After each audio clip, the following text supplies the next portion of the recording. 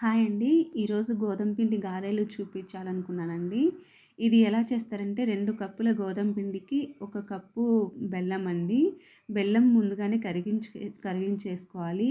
తర్వాత ఒక బౌల్‌లోకి మనం గోధుమ పిండి తీసుకొని మనం కరిగించుకున్న బెల్లాన్ని వడగట్టి పోసుకోవాలి. ఇన్‌కేస్ ఏదన్నా పొట్టు, మట్టి అలా ఉంటే పోతుంది. అలా చపాతీ పిండిలాగా మంచిగా కలిపేసుకోవాలండి. కలుపుకొని ఒక 10 మినిట్స్ కానీ, 15 మినిట్స్ కానీ రెస్ట్ ఇవ్వాలి.